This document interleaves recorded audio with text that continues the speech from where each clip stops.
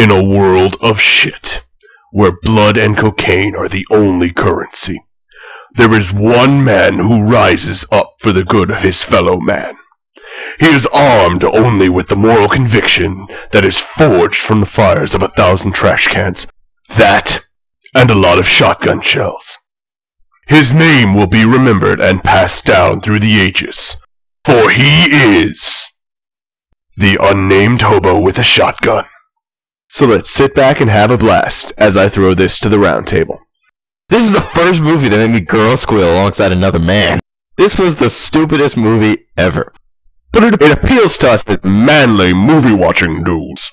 Well, that's not all that it has going for it. I mean, I'm about as manly as a My Little Pony, and I still enjoyed this film. I'm not going to say that it was a great film, but it was fun, and I liked it more than I thought I would. I like this film as well. I hesitate to call it a film where you have to turn your brain off, because the film practically turns it off for you. The film practically starts off with a woman dancing in a shower of blood in the middle of the street. You know what you're getting into from the beginning. Yeah, when the hobo first enters the town, he witnesses a public execution of a guy with his head sticking through a manhole cover. What they do is they put the guy into a manhole so that only his head is sticking out of the street.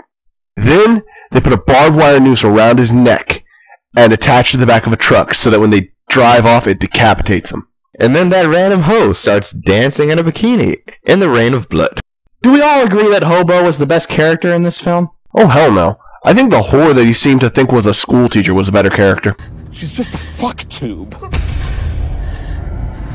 She is a teacher! I don't know. Rutger Hauer was great in this film. He's the only actor whose name I actually recognized. The last time I actually recall seeing him in anything was when he was the priest in Sin City. Oh, he was really good in that movie. He was also in Batman Begins around that time as well. Who did he play in Batman Begins?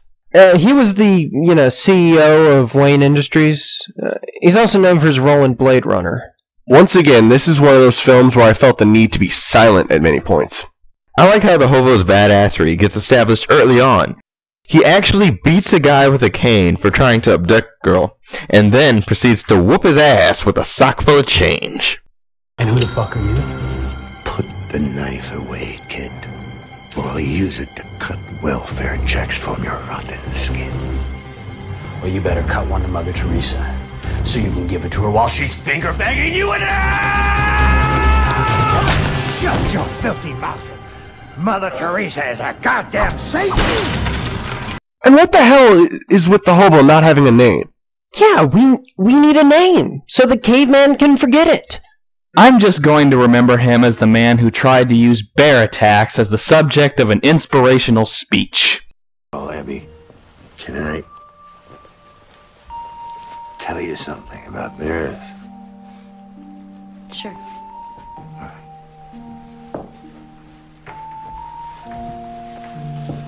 The bear is a solitary animal.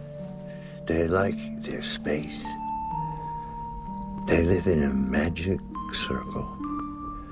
They don't mind if you're like a mile away, but if you would get inside their circle, they would maul you. If a bear's claw would ever strike your face, it would take your whole face right off your skull, your eyes, your nose. Hell, in the credits he's listed as Hobo! Maybe that's his actual name. His first name is Ho, and his last name is Bo. He is Jack's unwashed shotgun. If there's one scene that I believe was done really well, it was the scene where he takes the title of Hobo with a Shotgun. He's at a pawn shop, and he's about to buy a lawnmower, because apparently he wants to open a lawn mowing service. It's at that moment that the store just happens to get held up, and the hobo decides to do something about it and buys a shotgun on the spot. That was a really cheap shotgun. One thing that bothered me slightly was that he could have just taken the shotgun, killed the robbers, put it back, and bought the lawnmower. No! Well, I'm not saying it would have been all that interesting, but it just seemed like basic logic, even by the standards of this film. You don't think it would have been interesting? I have complete faith in the idea that they could have turned this into Hobo with a lawnmower and had it be just as epic. I love the villains in this. They're the epitome of batshit. Hell, they threw around cocaine like it was their currency. Even the dumb one was awesome. He killed people with ice skates. He even used them as shuriken! They were practically cartoony evil. They were not cartoony evil. They ripped people's heads off and used them as hood ornaments. Not to mention torched a bunch of kids. Do you kids like school? Yeah! What about ice cream? Do you kids like ice cream? Yeah! And bicycles? And hobos? I hate hobos! Oh my god, I knew they were going to do it, but...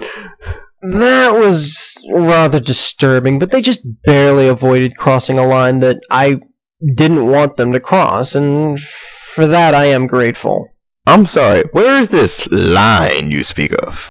I had no desire to watch children get killed, and the camera cuts away pretty quickly and spares the viewer the graphic details that were present in a lot of the other scenes.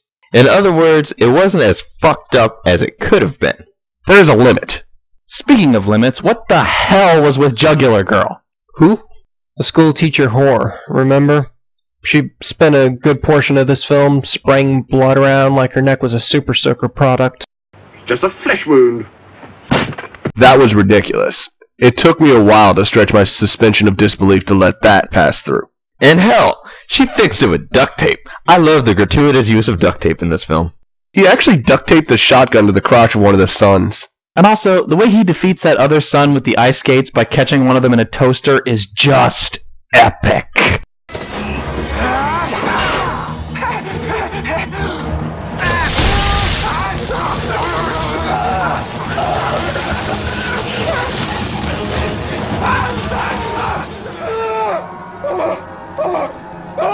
He made me come! Oh, God! But seriously, we saw the weaponry aspects of duct tape. We saw the medical aspects of duct tape. I'm surprised they didn't try cooking meals with it. Roasted duct tape. The girl actually duct taped an axe to the shotgun at one point. You know, there were points in this film that were so badass that Jimmy didn't notice nudity. Ooh, look! A shot axe! I was surprised to find that I didn't feel the nudity was obtrusive or annoying. However, I did have some issues with this film. One of the biggest annoyances to me was that occasionally we would have to come together and form a committee just to figure out what the fuck a character just said. You had that one line that went,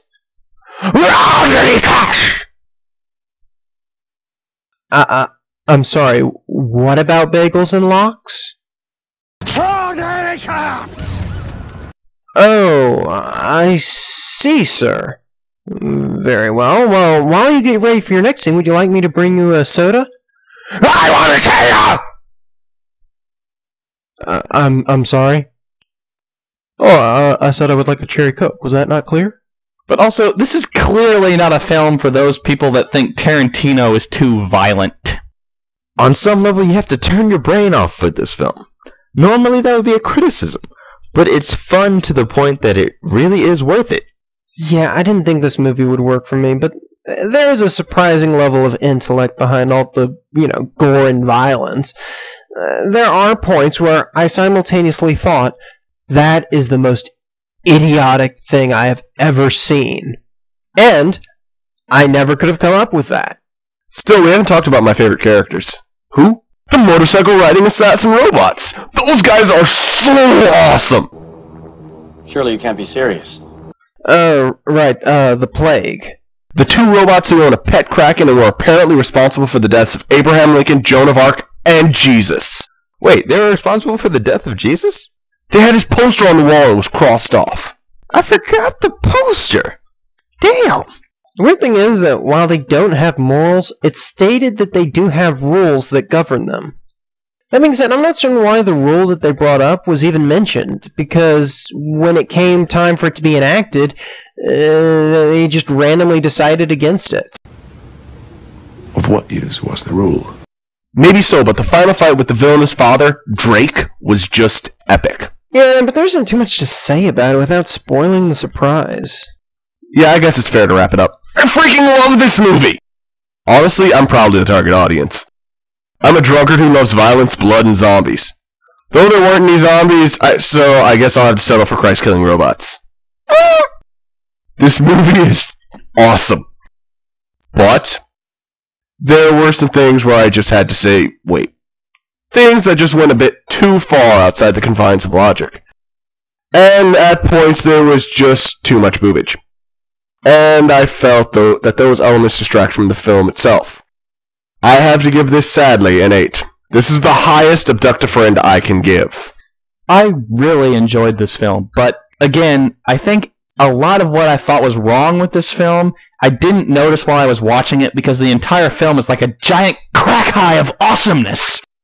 A couple of the scenes pushed at my ability to fully enjoy the film, but it didn't detract significantly from the experience. As such, I'm still giving this an abduct a friend because of the aforementioned high of awesomeness.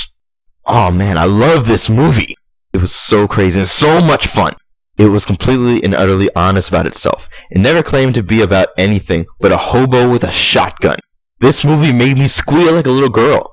He used shotguns, which are my favorite firearm. He used duct tape, which I feel can solve any problem.